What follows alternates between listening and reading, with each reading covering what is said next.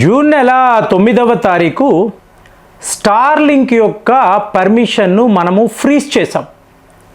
కారణాలు అడిగినప్పుడు ఈరాన్లో కూడా మీకు స్టార్లింక్ వాడుతున్నారు కాబట్టి ఇది నేషనల్ సెక్యూరిటీ ఇష్యూగా చెప్పి మనము ఈలాన్ మస్క్కి చెప్పాం. చాలా కోపం చేసుకున్నాడు. అలా ఎలా చేస్తారు, ఇన్నేళ్ల నుంచి ఎదురు చూస్తున్నాను, ఇవన్నీ మాట్లాడాడు. కానీ మీరు గమనించారు అనుకోండి, మణిపూర్లో తీవ్రవాదుల చేతుల్లో స్టార్లింక్కి సంబంధించిన శాటిలైట్ ఫోన్లను మన ఎన్ఐఏ వాళ్ళు గమనించారు, పట్టుకున్నారు కూడా.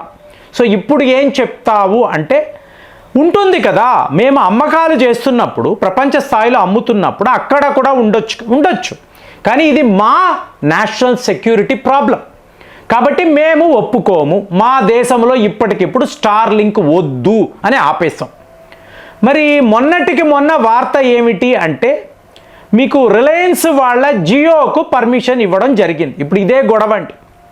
కానీ మీరు వ్యవహారంలోకి వెళ్ళారు అనుకోండి, 1650 మీకు లో ఎర్త్ ఆర్బిట్లో ఉండే శాటిలైట్స్ ఇవాళ భారతదేశంలో ఏం జరుగుతుంది అంటే, మూలన మీకు ఈ శాటిలైట్స్ను తయారు చేయడం, శాటిలైట్స్ ఈకో సిస్టమ్ లియో అంటారు, లో ఎర్త్ ఆర్బిట్. ఎన్నెన్ని స్టార్టప్ కంపెనీలు అంటే, మొన్న కూడా ఒక మిత్రుడిని కలిశాను, అతను కూడా ఇదే పనిలో ఉన్నట్టుగా. సో లో ఎర్త్ ఆర్బిట్ శాటిలైట్స్ను మేము తయారు చేస్తున్నాము, త్వరలోనే విడుదల చేయబోతున్నాము. మరి ఇప్పుడు రిలయన్స్ చేసింది ఏంటండి, జియో. యావత్ దేశాన్ని మేము ఒక ప్లాట్ఫామ్లోకి తీసుకువస్తాం. హై స్పీడ్ కనెక్టివిటీ అంటే గ్రామాలలో, ఇప్పుడు మా ఆశ్రమం అన్నప్పుడు ఇదే ప్రాబ్లం అండి, ఇంటర్నెట్ ప్రాబ్లము మొన్నటికి మొన్న సాల్వ్ చేయగలిగాం. సో ఇప్పుడు ఈ గ్రామాలలో కూడా మీకు రిలయన్స్ జియో వచ్చేసింది అనుకోండి. సో డైరెక్ట్గా స్టార్లింక్తోనే మీరు ఒక పెద్ద యుద్ధం, అతి పెద్ద యుద్ధము చేయబోతున్నారు. ఎందుకంటే వాళ్ళు వేల సంఖ్యలో శాటిలైట్స్ను అంతరిక్షంలో విడుదల చేశారు, మనందరికీ తెలుసు. కానీ ఇప్పుడు భారత్లో నువ్వు రావాలి అంటే జియోను ఎదుర్కోవాలి అంటే, డిజిటల్ ఇండియాకి ఎలాంటి ఒక ఫ్యూచర్ ఉందో చూడండి. ఇది ఒక ప్రైవేట్ కంపెనీ కానీ భారత్ కంపెనీ కదా. సో ప్రతి ఒక్క పరికరము మేక్ ఇన్ ఇండియా ప్రాజెక్ట్ ద్వారానే వీళ్ళు చేస్తున్నారు. ఈ శాటిలైట్ లాంచింగ్ కూడా ఇస్రో వాళ్ళే చేస్తున్నారు. అంటే మీకు మిత్రులు ఎలా చెప్తారంటే, స్టార్లింక్ అన్నప్పుడు, స్పేస్ ఎక్స్ అన్నప్పుడు చాలా చవక ధరకే వస్తుంది. కానీ ఇప్పుడు అదే ప్రక్రియ భారత్లో స్టార్ట్ అయితే, సో ఆటోమేటిక్గా వెబ్ 1 అంటారు. అలాగే అమెజాన్ వాళ్ళు కూడా మీకు ఇలాగ శాటిలైట్ ఇంటర్నెట్లోకి వస్తున్నారు. మరి రిలయన్స్ వాళ్ళు చేసిన పని ఎలాంటిది అన్నారు అనుకోండి, భారత్లో ఏం జరుగుతుంది అని తెలుసుకోవాలి. 1,78,000 కోట్లు మన డిఫెన్స్ ప్రొడక్షన్ అండి. 5 ఏళ్లలో ఇదంతా డబల్ అయ్యింది. మొన్నటికి మొన్న బ్రహ్మోస్ యొక్క వార్ హెడ్ మనము మన దేశంలోనే, అంటే ఆల్మోస్ట్ 90% బ్రహ్మోస్ పరికరాలంతా కూడా, ఆఖరికి వార్ హెడ్ కూడా భారత్లోనే మనము తయారు చేయడం మొదలుపెట్టాం. మీరు గమనిస్తున్నారా?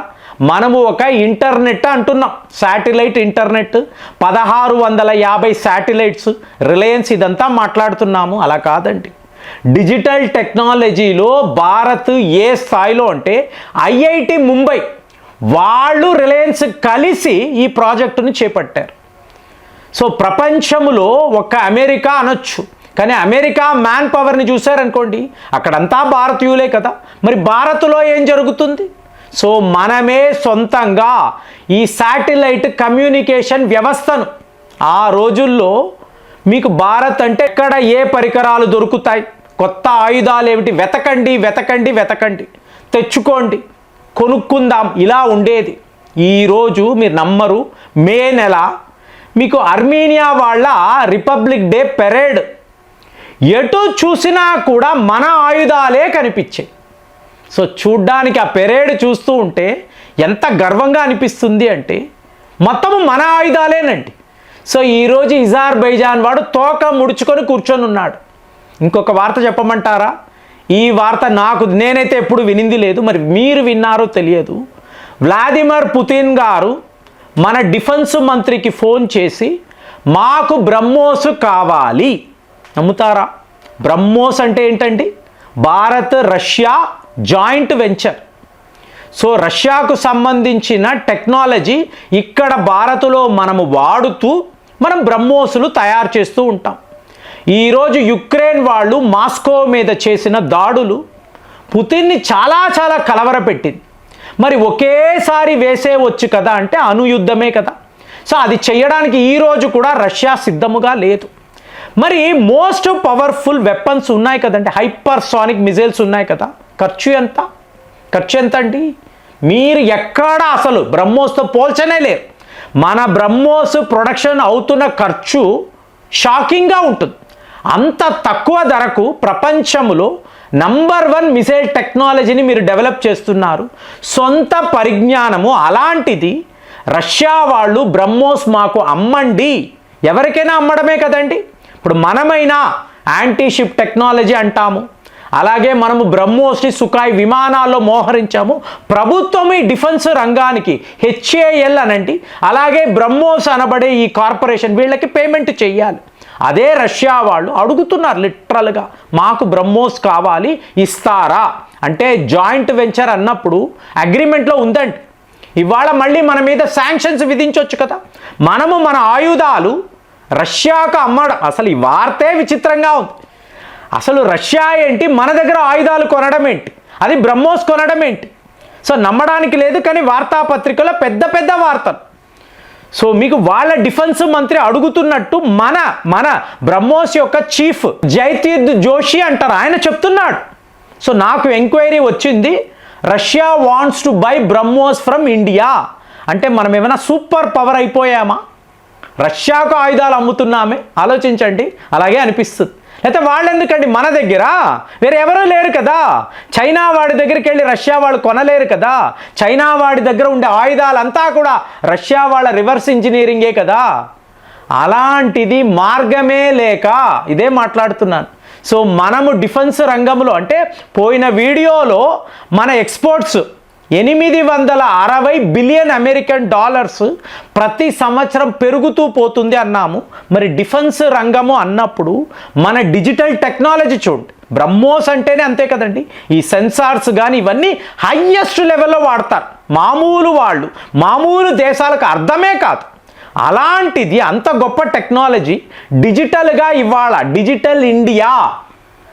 సో ఇదంతా చూశారనుకోండి, భారత్ వేరే వైపు వెళ్తుందండి. న్యూ ఇండియా అన్నప్పుడు మన విజన్ అనండి, మన మిషన్ అనండి వేరే లెవెల్లో. అంటే మనం పాకిస్తాన్ ఏంటి, చైనా ఏంటి, వీళ్ళు ఏం టెక్నాలజీ ఇవి కాదండి. Next level, advanced level. Next 10 yearsలో ప్రపంచం ఎలా ఉంటుంది, ఇందులో భారత్ యొక్క పొజిషన్ ఏంటి, మన వద్ద ఉండే శస్త్రాలు ఏమిటి, ఎలాంటి వెపన్స్ను మనం శత్రువుల కోసం రెడీ చేశాము, రష్యా లాంటి దేశముతో మనకు ఉండే డిఫెన్స్ టైస్ ఏమిటి, అమెరికాతో ఎలాంటి వ్యాపారం చేస్తున్నాము, చైనా మన మిత్రుడా శత్రువా, ఇన్ని విషయాలను ఆలోచించుకుంటూ మనం ఈరోజు ఒక డిజిటల్ ఇండియాను తయారు చేస్తున్నాం. ఇదే వాస్తవం. సో ఇందులో ఒక గ్రేటెస్ట్ ప్రాజెక్ట్ అంటే ఇవాళ జియో వాళ్ళు చేసిన 1650 లియో లో ఎర్త్ ఆర్బిట్. సో మొత్తం ఆకాశం అంతా అంతరిక్షంలో ఈ శాటిలైట్స్ను నింపేసి యావత్ భారత్ను ఒక నెట్వర్క్లోకి తీసుకువచ్చి గ్రామాలకు కూడా ఈ కనెక్షన్ ఉంటుంది. దాంతో హై స్పీడ్ ఇంటర్నెట్ను మనం వాడగలము. సో దీంతో మొబైల్ ఫోన్ టెక్నాలజీ అంతా మారిపోతుంది. శాటిలైట్ ఫోన్స్ వాడేవాళ్ళు కూడా భారత్లో ఉంటారు. అలాంటి ఒక ఇండియాను ఒక 20 ఏళ్ల క్రితం మనం ఊహించేమా? మన వద్ద అప్పుడు ఎలాంటి వెపన్స్ ఉండేవండి. ఇవాళ ఏం మాట్లాడుతున్నాం అర్థమే కావడం లేదు. కానీ డేటా అదే చెప్తుంది, స్టాటిస్టిక్స్ అదే చెప్తుంది, మన డిఫెన్స్ ప్రొడక్షన్ మీకు అదే చూపిస్తుంది. అలాంటప్పుడు ఈ డిజిటల్ ఇండియాను మీరు ఎలా చూస్తున్నారు? కామెంట్స్లో రాయండి. మళ్ళీ వచ్చే వీడియోలో కలుద్దాం. జై హింద్.